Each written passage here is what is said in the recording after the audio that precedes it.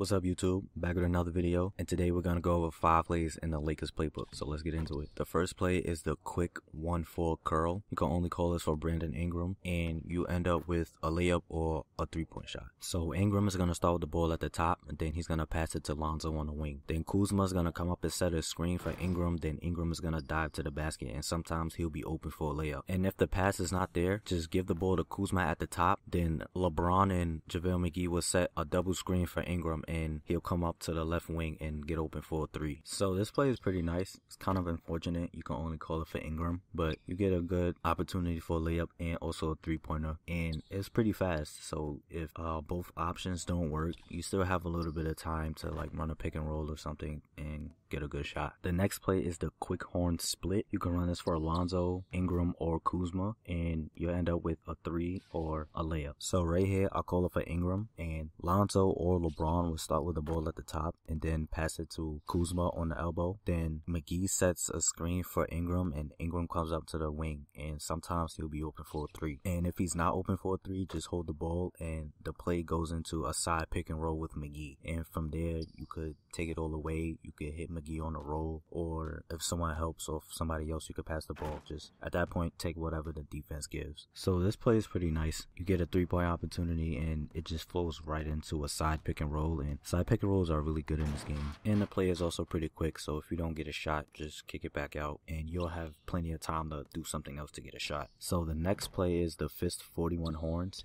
You can call this for Lonzo, Ingram, Kuzma, or LeBron, and it's just a simple pick and fade, and whoever you call it for is gonna be the one to get the ball on this initial pass. So right here, I call it for Lonzo, and LeBron is going to start with the ball at the top. Then he's going to pass it to Lonzo on the elbow. Then he goes into a pick and fade with Kuzma. Another thing you can do is don't pass the ball to Lonzo and hold the ball with LeBron. Then it's going to tell you to walk over to the wing. Then he's going to get a double pick from both Lonzo and Kuzma. And from there, you could attack the rim, hit Kuzma on a roll, or hit Lonzo for a 3, or whatever the defense gives you. So this play is really simple, but it's still really effective because pick and fades are just almost unstoppable if you don't configure your defensive settings right. And if you've played my team long enough, I'm pretty sure you've been hit with the pick and fade G's a few times. So even though it's simple, it's really effective, and you also get the option for the double screen, and this is good especially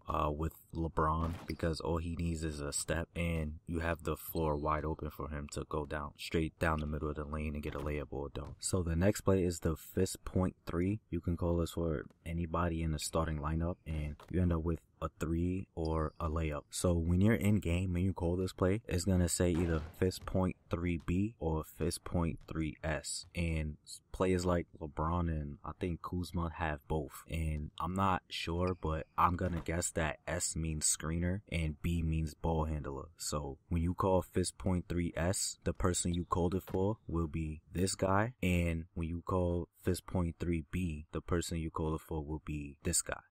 So right here, I'll call it for Lonzo, and he's going to start with the ball at the top. LeBron is going to start in the corner and get a double screen and come up to the wing, and sometimes he'll be open for a 3. Also, there will be times where he has a open lane to the rim, so you can drive it all the way to the rim if that's there. And if he's not open, just dribble toward the top and do a handoff to Lonzo, and then the play ends in a pick and roll with McGee. So you can hit McGee on a lob or just a regular pass, or just take it all away, or whatever the defense gives you. Also, when you do that handoff, don't just do a regular pass by pressing A or X. You want to hold B or circle, because that's how you actually do the handoff animation, and it's just so much more smoother and more fluent, and the play flows really nicely, and it just looks good, especially if you can end it with a lob. So when I first started practicing this play, I was kind of confused on who actually handled the ball or who would take the shot and who would be the screeners. But once I used it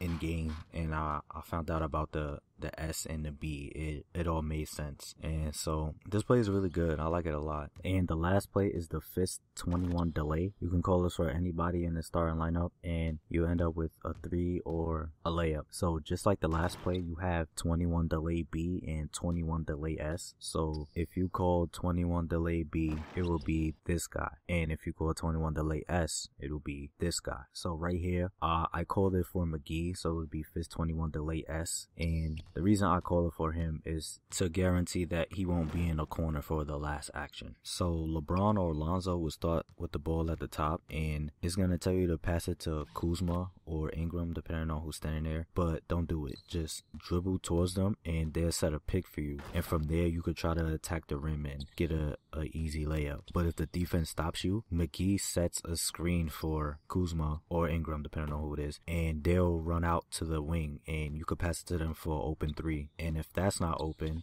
just hold the ball, and the two people that's on the right side of the court and on the right wing and in the corner, whoever's on the right wing will set a screen for whoever's in the corner, and whoever's in the corner will come up, and a lot of times they'll be open for a three. And the reason I call it for JaVale McGee is, like I said, that last action, it guarantees that he won't be in the corner, because I ran this play like a lot of times, and there will be times where he's in the corner, so someone sets him a screen and he comes up to the 3-point line, and it's just like, why is he even there? And so that makes that third action pretty much useless. But there were some times that I will call it, when I call it for someone else, that he won't be there. So I don't know what makes him be there or not, but I know that making him the screener guarantees that he won't be there. So when I went through this playbook initially, I really didn't like it that much, because it really didn't really fit my play style. But this playbook really fits them and how they play. There's a lot of pick and roll and handoffs and cuts, and a lot of things to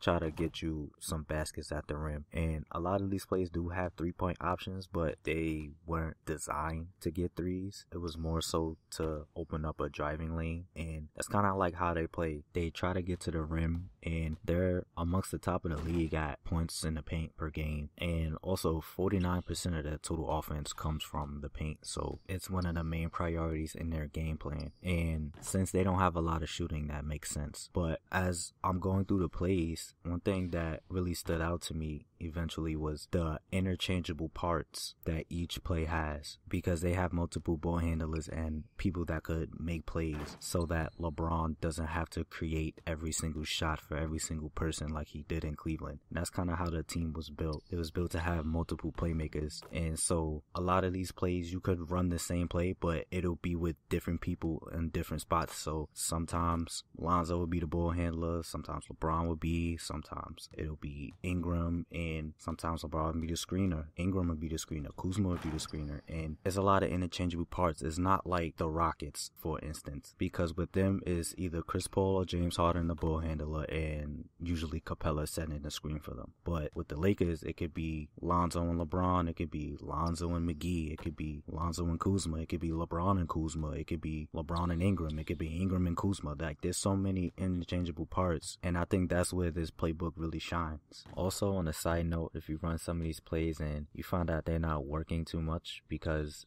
the defense is switching, just run some plays that has LeBron as a screener with Lonzo, and then you'll get a point guard guarding LeBron and just put him in the post, and that's a GG. So that's the end of the video. If you stayed this long, thank you, I appreciate it. I'll put my last video that I made on the screen, which was the Sixers playbook, and I'll also put the playlist where I go through different teams and find some good plays. I'll put that on the screen too. Also uploaded a Call of Duty video. If you're interested in some Call of Duty, you want to watch that, I'll put that there too. So as always, thanks for watching, and stay tuned for more content.